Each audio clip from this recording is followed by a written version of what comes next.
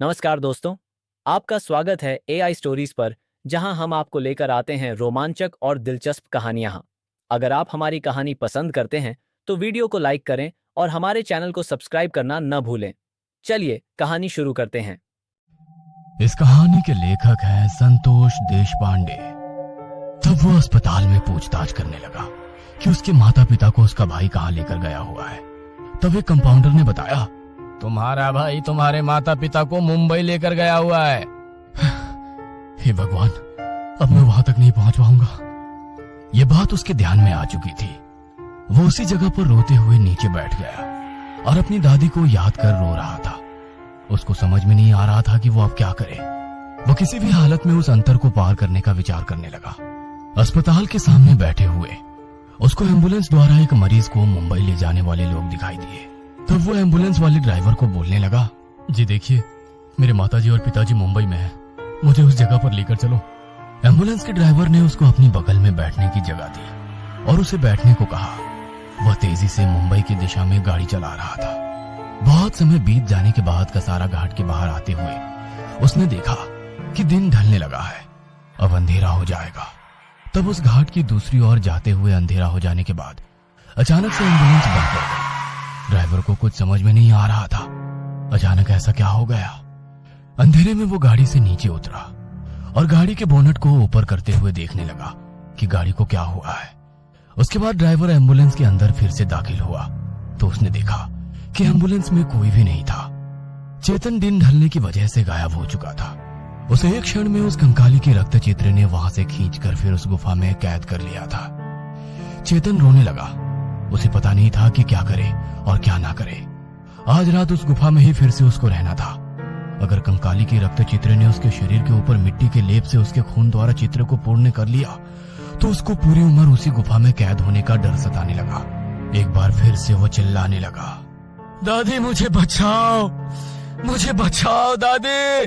तब उसकी दादी वहां प्रकट हुई और बोलने लगी, मैंने तुमको पहले ही बताया था, वो रक्त चित्र की विधि वाला जो कपड़ा है यहाँ पर तुमको खुद लेकर आना होगा और उस मूर्ति के नीचे के संदूक में रखना होगा। लेकिन सुबह से लेकर शाम तक तुमने वैसा कुछ भी नहीं किया। अब मैं तुम्हारे लिए क्या कर सकती हूँ। तब वो दादी से बात करने लगा। वो कहने लगा, जिस तरह तुमने मेरे सपने में आकर इस जगह बुला लिया था, उसी तरह तुम राजू के सपने में जाओ और उसको यहाँ बुला कर लाओ। उसको नींद से उठाकर यहाँ पर बुलाओ। दादी, वो तुमको नहीं पहचानता, उसने तुम्हारा चेहरा नहीं देखा है, सिर्फ मैं ही तुम्हारा चेहरा पहचानता हूँ। सिर्फ मैंने ही तुम्हारा चेहरा तस्वीर में देखा हुआ है। फिर भी तुम उसको बताओ कि तुम उसकी दादी हो और यहाँ पर उसको लेकर आओ। उसको यहाँ लाते वक्त उसके पास का विधि वाला कपड़ा, सभी पैसे और सोना यहाँ लाने को बोलना। मुझे किसी भी प्रकार की पैसे या धन की लालसा नहीं है। मेरे माता पिता ठीक हो जाए, इतना ही मेरे लिए बहुत है। आज ही मैं उस घाटी में मुंबई तक का सफर पूरा करने वाला था, तभी शाम हो गई और वहां पर गाड़ी अचानक से बंद पड़ गई। मुझे कुछ समझ में आया, उसके पहले ही उस गाड़ी के बोनट के ऊपर एक कंकाली की रक्त चित्र बैठी हुई मैंने देखी। वो मेरी तरफ देखकर विकृत रूप से हास्य करने लगी। मैं उसके साथ कुछ बात करूं, इतने में उसने मेरे गले में हाथ डाला और कुछ ही पल में वो मुझे यहाँ लेकर आ गई। मैंने तुमको पहले ही सब बताया था कि विधि को अच्छी तरह से पढ़ना। बेटे, अब रहने दो, मैं तुम्हें बचाने का आखिरी प्रयास करती हूँ, चाहे कुछ भी हो जाए। तुम्हारे शरीर के ऊपर वो कंकाली जो रक्त चित्र बना रही है वो पूरी नहीं होनी चाहिए, नहीं तो तुम उम्र भर के लिए यहाँ पर कैद हो जाओगे और वो इंसानों की तरह बाहर आ जाएगी। अब मुझे तुम्हें किसी भी कीमत पर बचाना ही पड़ेगा। उसकी दादी अचानक वहां से गायब हो गई। वो अपने सामने वाले कंकाली की रक्त चित्र की तरफ देखने लगा। तब उसने देखा कि वो रक्त चित्र एक गाय के कंकाल के सामने वाली दीवार पर रखा हुआ है। उसके ऊपर चित्र को निकालने की शुरुआत की हुई थी। वो विचार करने लगा कि रक्त चित्र गाय के कंकाल के ऊपर गाय की खाल लपेटकर रक्त चित्र क्यों बना रही है। लेकिन उसका काम तेजी से चल रहा था। फिर उस कंकाली की रक्त चित्री ने उसके शरीर के ऊपर का काम करना शुरू कर दिया। उस गाय के कंकाल की वजह से उसके शरीर का काम आधा अधूरा ही रह गया और तब तक सवेरा हो गया। चेतन गुफा से मुक्त हो गया और वो एक बार फिर बड़ी तेजी से अपने माता पिता की तरफ जाने के लिए निकला। सवेरा हो चुका था। अब उसको यह आशा थी कि उसके भाई राजू के सपने में दादी कुछ ना कुछ तो संदेश जरूर देकर आएगी और उसके बाद राजू यहाँ पर विधि वाला कपड़ा लेकर जरूर आएगा। फिर एक बार अस्पताल की जगह पर 6-7 घंटे का अंतर चलने के बाद वो वहां पहुंचा। तब उसको ध्यान में आया कि उसके भाई राजू ने उसके माता पिता का उपचार करा के मुंबई से वहां पर लाया है। तब वो अपने भाई राजू को बोलने लगा, मुंबई में क्या हुआ? वो रस्मों वाला कपड़ा कहाँ है? वो पैसा और सोना कहाँ है? तब उसके भाई राजू ने उसे बात बताई कि एक बूढ़ी औरत आई हुई थी। वो अभी अभी वो रस्मों वाला कपड़ा मेरे से छीन कर ले गई और सोना पैसा सब कुछ वो लेकर सामने चलते हुए जा रही है। उसी वक्त चेतन के मन में एक प्रश्न उपलब्धि हुआ, वो बुढ़िया औरत कौन है? क्या वो कंकाली की रक्तचित्री है? नहीं, वो दिन में यहाँ तक नहीं आ सकती। वो विचार करने लगा कि दिन ढलने से पहले यहाँ से वो कपड़ा लेकर गुफा तक जाना ये काम अब संभव लग रहा है। चाहे कुछ भी हो जाए, अपने भाई राजू को अब वो राज बताना ही चाहिए। और ये विचार मन में करते हुए वो उसके पास जाकर बैठा। उसने राजू को सभी बातें अच्छी तरह से बताई। तब राजू उससे बात करने लगा और बोला, तुमने जिस औरत का वर्णन किया है वो औरत अभी अभी यहाँ पर आई थी। लगता है तुम जैसा बता रहे हो वो बिल्कुल कंकाली की रक्तचित्री ही होगी। मेरे पास आकर वो रस्मों वाला कपड़ा और पैसा सोना सब कुछ लेकर चली गई। जब ये बात चेतन को समझ में आई तो वो जोर जोर से रोने लगा। वो अपने भाई को बोलने लगा, तुमने ऐसा क्यों किया? वो शैतानी शक्ति है, उसको तुमने वो कपड़ा क्यों दिया? अब मुझे पूरी उम्र भर रात के समय इसी गुफा में कैद होना पड़ेगा। ये बात चल रही थी कि इतने में दिन ढल गया था, शाम हो गई थी। वो आगे कुछ बात कर पाए इतने में वो भयानक सी कंकाली की रक्तचित्री वहां पर प्रकट हुई। उसने उसके गले में हाथ डाला और कुछ ही क्षणों में उसको वहां से खींच कर लेके गायब हो गई। ये सब देखकर चेतन का भाई राजू रोने लगा। चेतन ने जैसे बताया था लगभग उसी तरह की घटना उसके सामने घट चुकी थी। उसके बाद राजू ने तय कर लिया कि वो अभी के अभी उसके भूकंपग्रस्त गांव की तरफ जाएगा। वो पूरी रात सफर करते हुए भोर के समय तक वहां पहुंच चुका था। उसने पूरी सतर्कता से उस गुफा में प्रवेश किया। उसके सामने एक चित्र, विचित्र आकृति एक गाय के सिर के ऊपर रंग लगाते हुए दिखाई दी। उसको ये समझ नहीं आ रहा था कि ये क्या चल रहा है। वो और थोड़ी दूर जा पहुंचा और दीवार के ऊपर देखने लगा। तब वो बहुत आश्चर्यचकित हुआ। उसका भाई चेतन उसको दीवार की तरफ दिखाई दिया। उस गाय के सिर के ऊपर तक का चित्र अब रंग लगाकर पूरी तरह से तैयार हुआ था। अब वो भयानक आकृति सामने वाले उसके भाई के शरीर के ऊपर खुद के रक्त से चित्र लेपन करने लगी। वो उस आकृति से कुछ बात करे, इतने में उस आकृति ने उसकी तरफ नजर फेर ली और उसको देखा। तब वो एक ही पल में उस दीवार पर खड़ा हो गया। वहां पर पेड़ की शाखाओं ने उसको बांध कर रखा हुआ था। उसका छोटा भाई भी यहाँ पर आकर इस भयानक गुफा में बंद हो गया है। ये देखकर चेतन रोने लगा। वो राजू को कहने लगा, तुम इस जगह पर क्यों आए? मैंने तुम्हें पहले ही बताया था वो विधि वाला कपड़ा जब तक उस रक्तचित्री को नहीं दूंगा, यहाँ पर मैं खुद लेकर नहीं आकर रखूंगा, तब तक मैं यहाँ से नहीं छूटने वाला। कम से कम तुम तो माता पिता की सेवा में वहां पर रह जाते। तुम खामोखा यहाँ पर आ गए। अब तुम भी यहाँ पर आकर कैद हो चुके हो। तुमने बहुत गलत काम किया है। अब वो दोनों भाई भी रोने लगे। दोनों भाई एक दूसरे के गले लगते हुए सोचने लगे कि आज रात को ये चित्र पूरा हो जाएगा और उम्र भर के लिए यहाँ पर कैदी बनकर रह जाएंगे। अब सवेरा हो चुका था। 5-6 घंटे के अंदर कुछ भी करके उन दोनों को दवाखाने की ओर पहुंचना था। जितना भी समय अपने नसीब में है उतने समय में हमको अपने माता पिता की ओर जाना ही होगा। कम से कम दिन भर का समय तो मैं अपने माता पिता की सेवा में गुजार सकूं।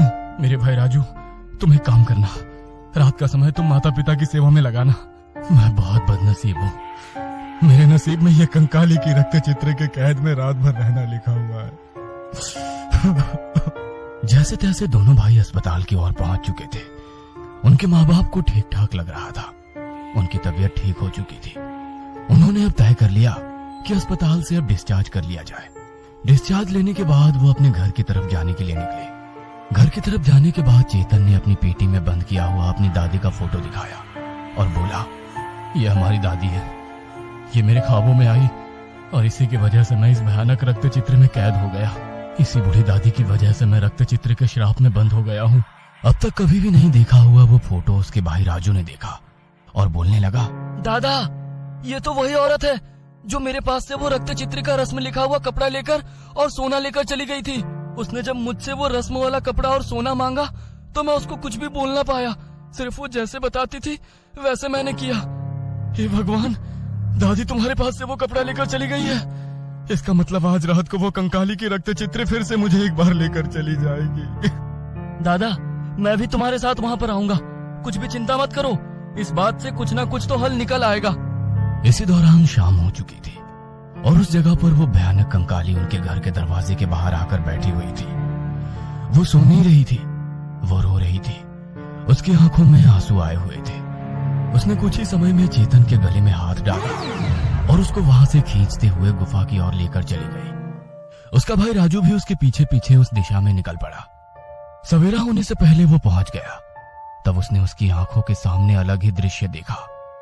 गाय के कंकाल के ऊपर की रक्त चित्र, उसके ऊपर का शिल्प संपूर्ण हुआ था। कंकाली उसके भाई के साथ बैठकर कुछ बातें कर रही थी।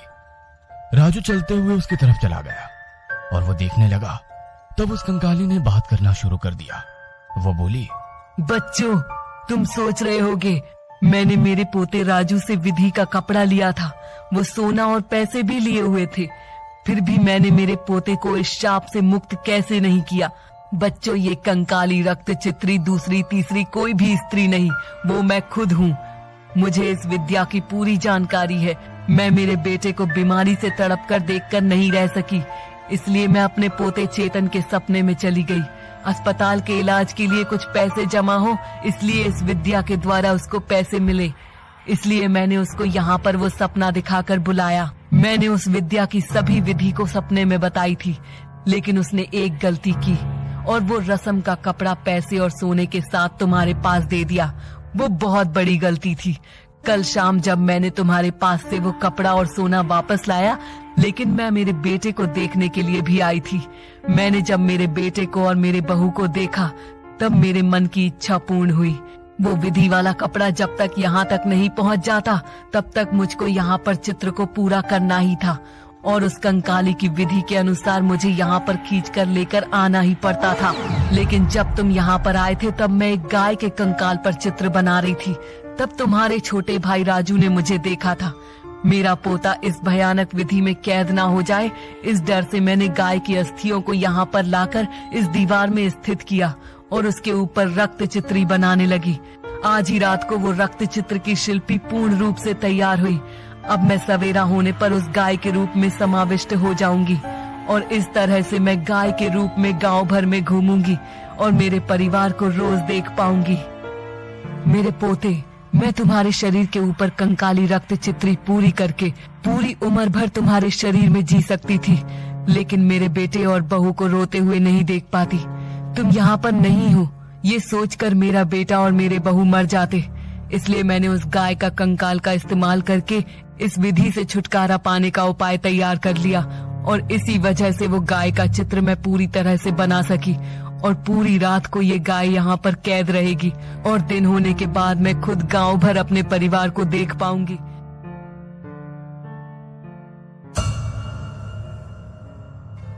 ये कहानी आपको अच्छी लगी हो तो हमें सब्सक्राइब करें, हमारा इंस्टाग्राम और फेसबुक पेज जरूर फॉलो करें। और हाँ दोस्तों, सब्सक्राइब करना भूलना मत।